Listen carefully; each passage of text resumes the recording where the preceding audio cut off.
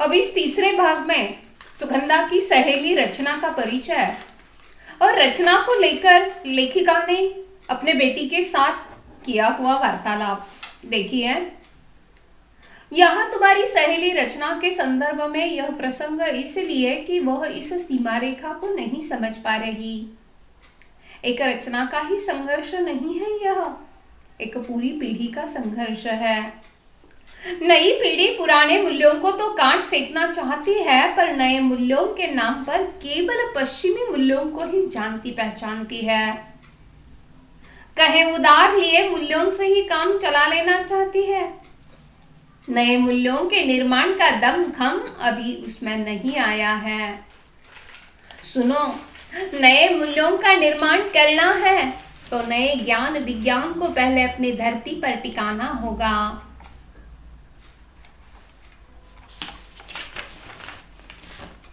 अपनी सामर्थ्य और अपनी सीमाओं में से ही उसकी पगडंडी काटनी होगी।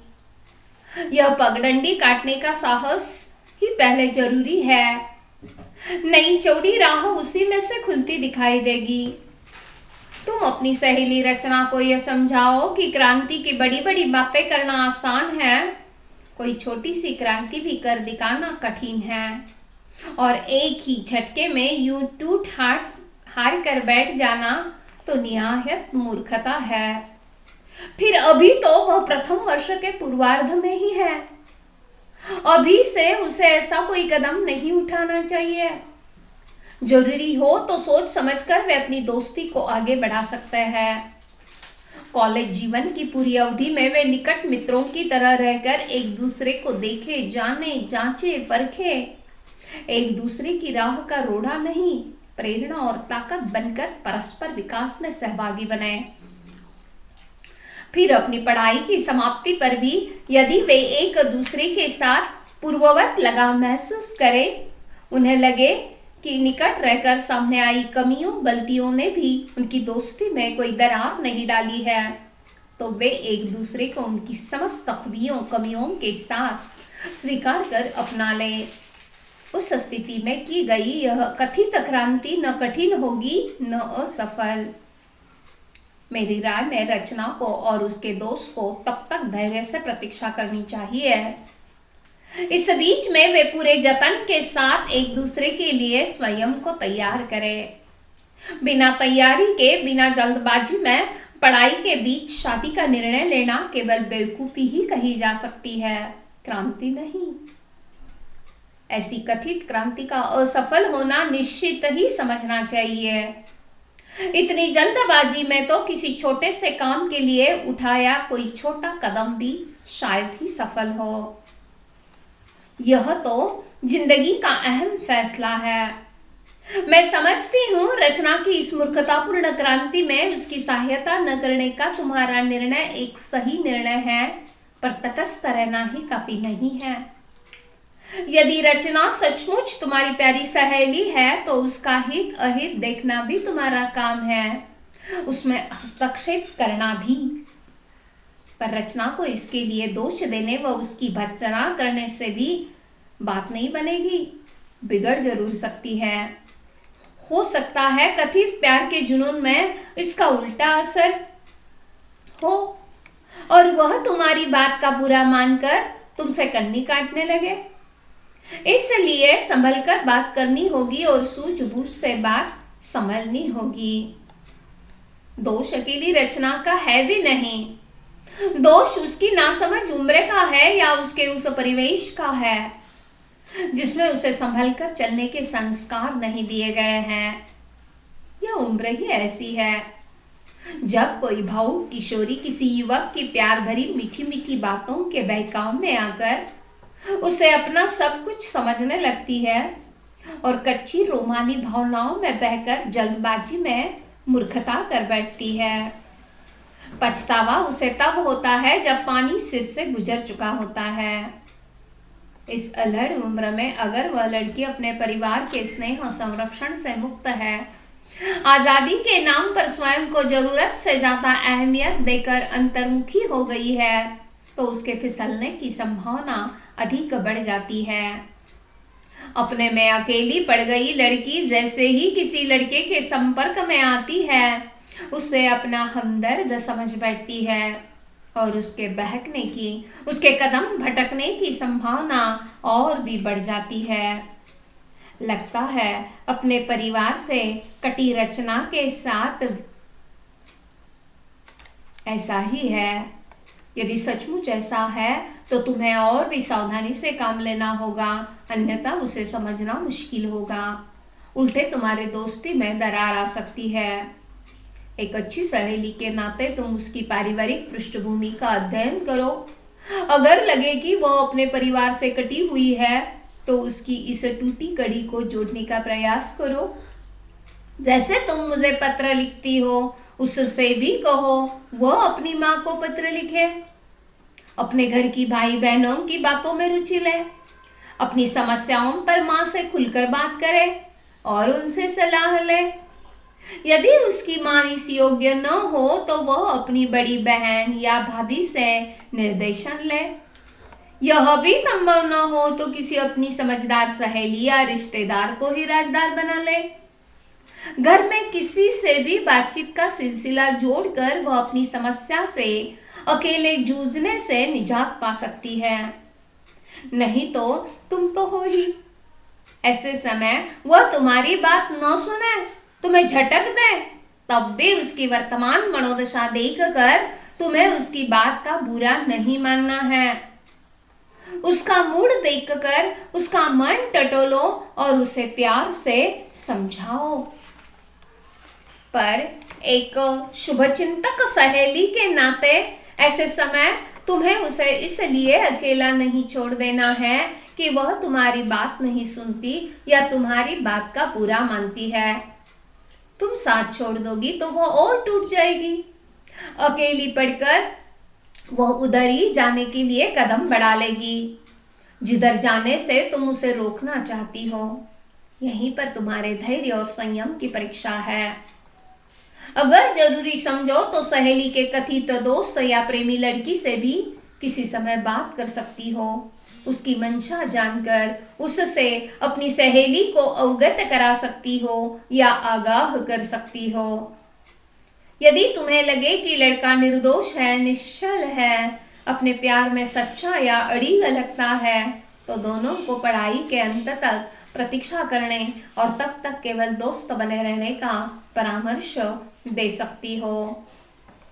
पर यहाँ भी तुम्हें सतर्कता बरतनी होगी। रचना को विश्वास में लेकर दोस्ती के दौरान उससे कोई गलत कदम न उठाने का वायदा लेना होगा, वरना दूसरों की आग बुझाते अपने हाथ जला लेना कोई अनहोनी या असंभव बात नहीं।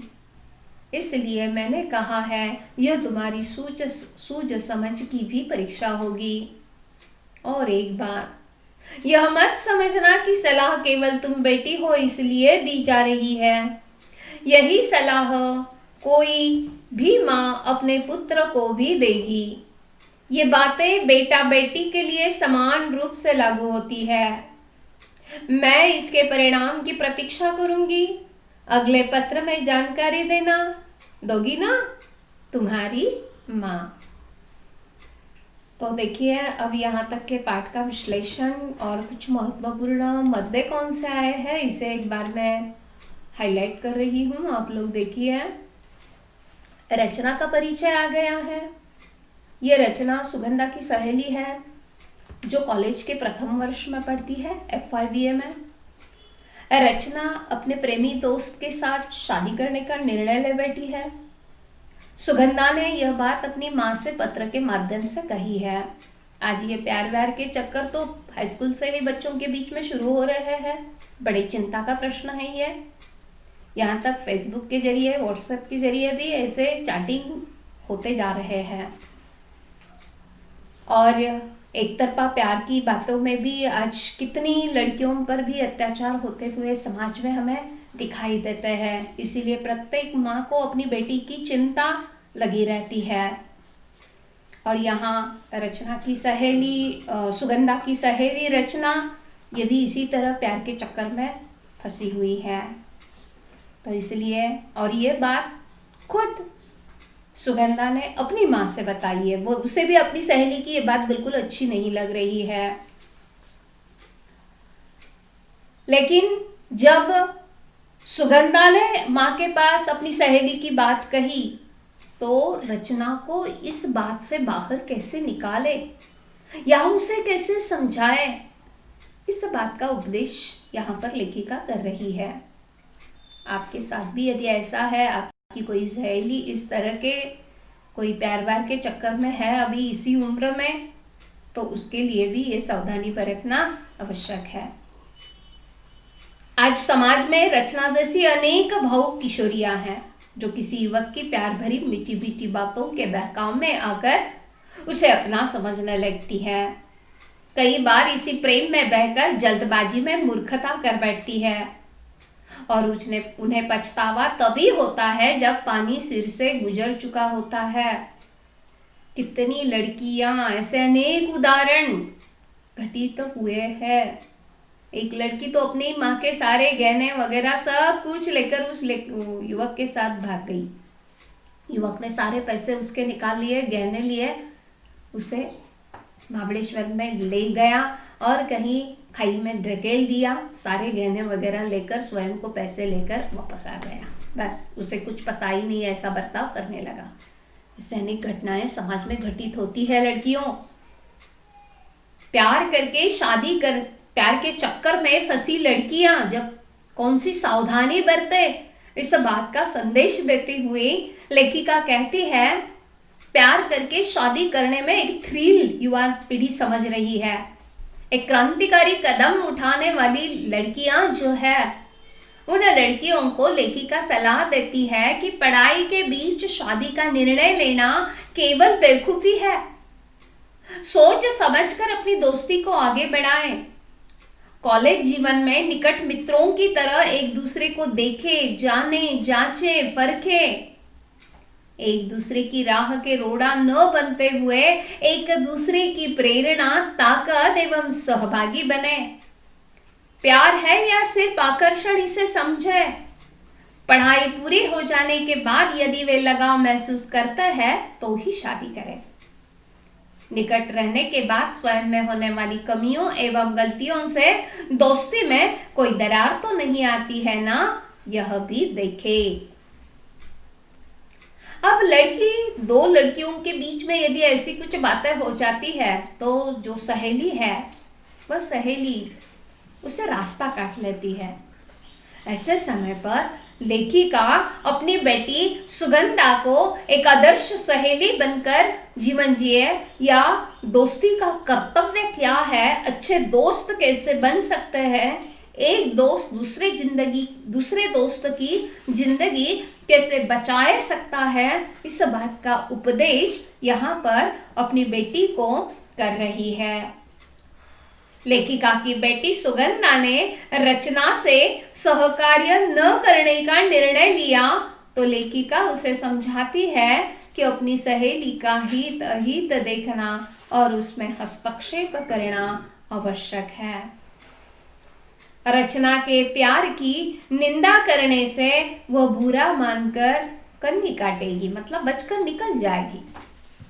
रचना ने प्यार किया, इसमें उसका दोष नहीं है, बल्कि दोष उसकी नासमझ उम्र का है, उसके परिवेश का है।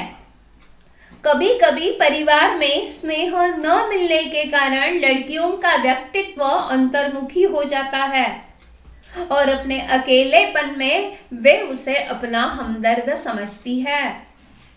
लेखिका ने अपनी बेटी सुगंधा को रचना के पारिवारिक पृष्ठभूमि का अध्ययन करने के लिए कहा है। रचना अपनी माँ को पत्र लिखे, माँ के साथ खुलकर बातें करे। यदि माँ से बात नहीं कर सकती है तो बड़े भाई बहन या किसी नजदीकी अन्य रिश्तेदार से बात करे। ऐसा कहने पर शायद वह बुरा मानेगी, फिर भी उसके मूड को देखकर मन को टटोलकर उसे प्यार से समझाओ। ऐसी अवस्था में उसकी साथ न छोड़े। अकेलेपन में वह फिर से वही कदम उठाएगी, धैर्य और संयम से काम ले। इतना ही नहीं, सहेली के प्रेमी के साथ भी बात करें। यदि लड़का निर्दोष है, निश्चल है, अपने प्यार में सच्चा है, तो अंत तक प्रतीक्षा करने की उसे सलाह दे। रचना को विश्वास में लेकर दोस्ती के दौरान उससे कोई गलत कदम न उठाए, इस बात से आगाह करना। अंत में लेखिका कहती है कि यह सलाह केवल लड़कियों के लिए नहीं है, तो लड़कों के लिए भी है। हर माँ यह सलाह अपने बेटा बेटी को भी दे। आप अपने भैया, अपनी माँ और आप स्वयं मिलकर इस पाठ को जरूर सुने और इस पाठ के माध्यम से लेखिका आशारानी होरा जी ने दिए हुए संदेश पर गौर करें। फिर से एक बार एक स्लाइड शो मैं आपके सामने कर रही हूँ। देखिए पूरे पाठ में क्या देखा। पाठ है सुनो किशोरी, लेखिका आशारानी होरा, लेखिका का परिचय, रचनाओं का परिचय, पत्र विधा का परिचय दिया। पाठ का उद्देश्य मैंने आप लोगों को बता दिया है। उत्तर लिखने में यह उद्देश्य आपको उपयुक्त रहेगा। पाठ में आए कठिन शब्द बताएं, मुहावरे बताएं। पाठ में महत्वपूर्ण 3 पात्रों के बीच ये वार्तालाप का पत्र है। लेखिका ने सबसे पहले बेटी को अपनेपन का विश्वास दिया और इसके माध्यम से हर माता पिताओं को ये सलाह दी कि आप अपने बेटों के पंखों को मजबूत करें।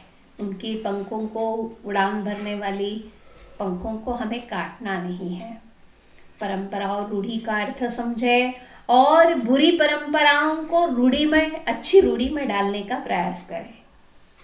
रचना का परिचय दिया। जो रचना प्यार के चक्कर में फंसी हुई है, अपना प्रेमी उसे अपना सब कुछ लग रहा है, ऐसे समय पर प्यार के चक्कर में रचना जैसी अनेक लड़कियां हैं जो इसी तरह से फंस जाती है। वे कौन सी सावधानी बरते और अच्छी सहेली, अच्छी दोस्ती का कर्तव्य क्या है। इस तरह से यह पाठ यहाँ पर पूरा हो जाता है। मुझे विश्वास है आप इस पाठ को अच्छी तरह से समझ गए होंगे। धन्यवाद।